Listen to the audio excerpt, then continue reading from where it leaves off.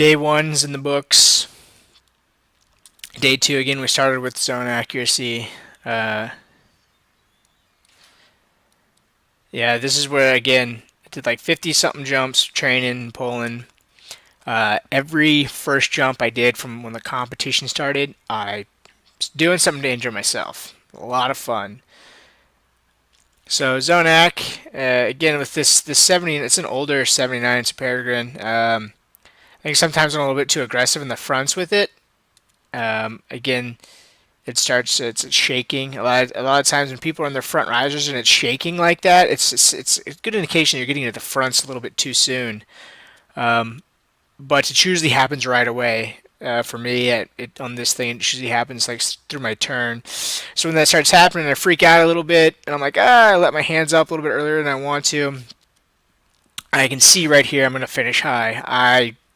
I need to get on the water. So I do this little sachet, which basically drops me vertically. The parachute's not quite recovering. Kind of a dangerous move to do, but I got to get on the water. I got to get some points. And I remember thinking, I'm hauling butt. I'm cruising. Again, it's downwind. I know I'm thinking to myself, I'm going to have to do something drastic, something radical to get rid of all this speed. And it's gonna mainly happen after I get off the water.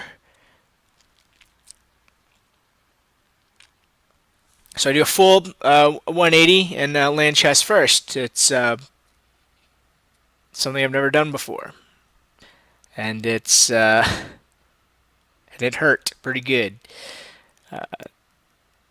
And we can hear that the judges didn't like it as well. But I didn't go. I didn't go past the bad zones into the lesser scoring zones. Head nod, yeah. So what do the judges think?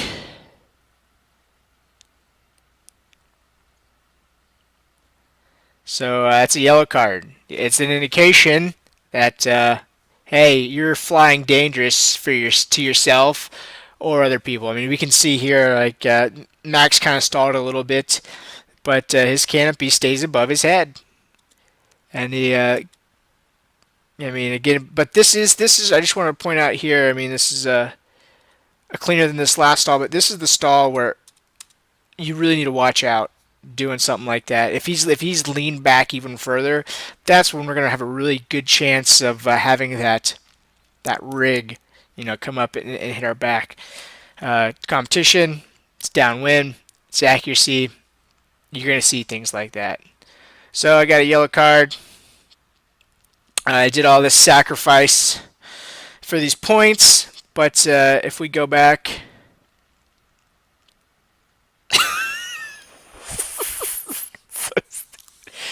but if we go back and look at the video, it was all for naught. So again, this comp trying to eliminate the amount of mistakes I make, and I made a huge one here. I was so ready to get dirty, and I was dragging heavy, dragging long, drug a little bit too long, and we could see I lifted up before the bank, but I hit the bank. So just to clarify, you can drag anywhere here. Once you get to the bank, you got to lift up, or it counts as zone 3. And we can see our judge right here. She's all over it. She's looking at it. I'm not the only one who got called for it. So I hit the bank. So that turns my 81 into a 43. That's a mistake. That's a big mistake. I could take the punishment with the body, but the score, that's a mistake right there. So time to move on. Try to keep scoring. In a long competition like this, one thing I find after you make a mistake like this, it's really easy to get out of rhythm from what you've set. Your flow and your routine. So I just wanted to try to get back into it and finish strong. Try to finish with some good scores. So we went on to distance after that. Again, for distance, one of the events that I'm gonna keep improving on, and I shouldn't be finishing so far back from here. Playing it a little bit too safe at this point. So I'm not scoring great. I could definitely be scoring better. Getting like 100s in distance, it's going to be really tough for me to do. But finishing deep like that is not going to give me a good score. You know, I'm still finishing with 80 points ish range, but I need to be scoring higher than that. So one more round of distance.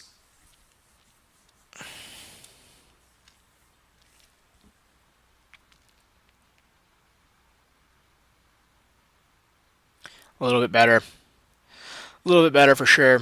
Finishing a little bit tighter. My climb was a little bit late, so I'm killing points there.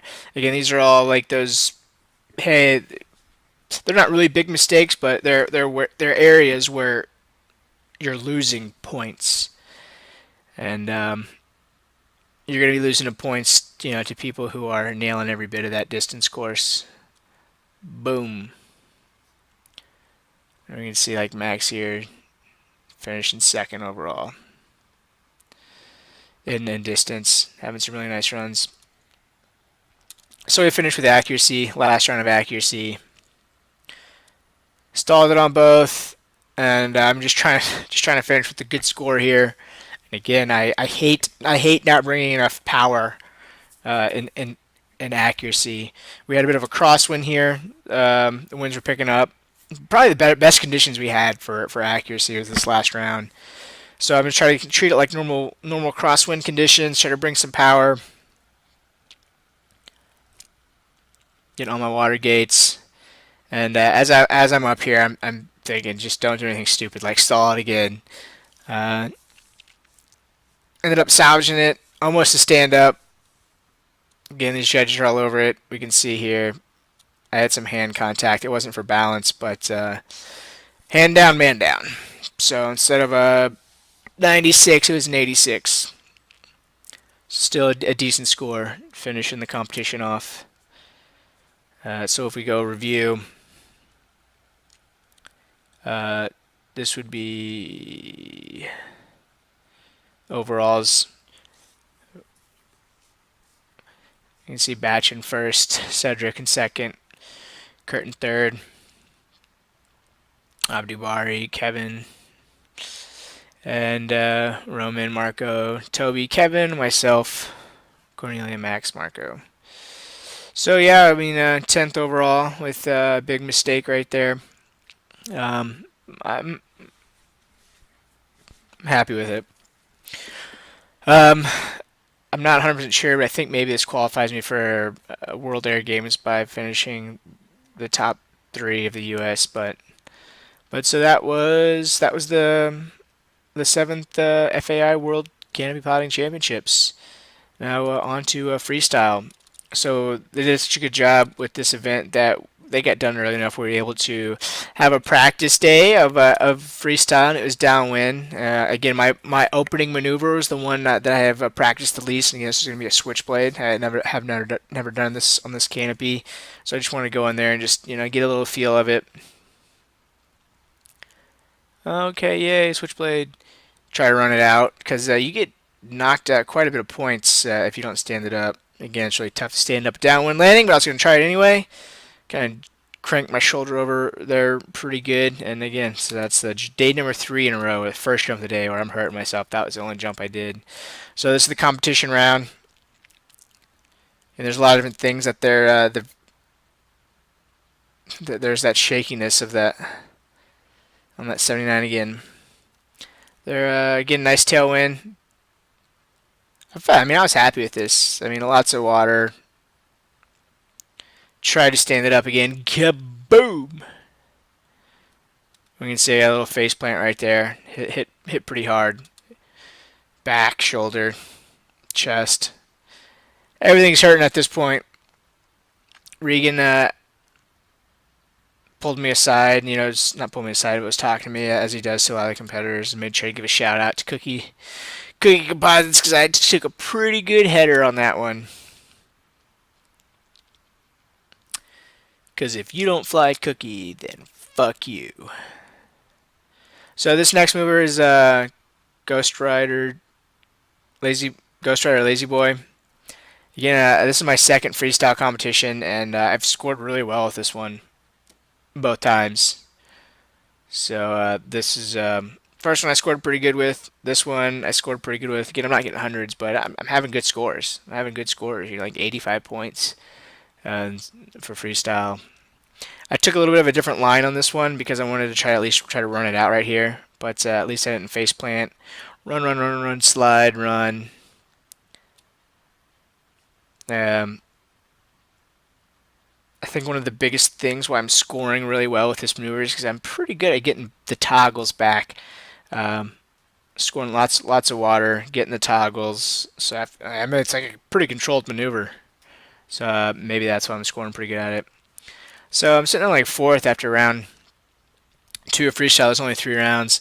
This one's a one-legged Ghostrider Boomerang. So I basically just try to do a Ghostrider on one leg and lean to that side, get this thing to get carving. Um, it's a maneuver. It's not really. No one's really doing it, and it's a tough one. And I haven't really done well on this one at all.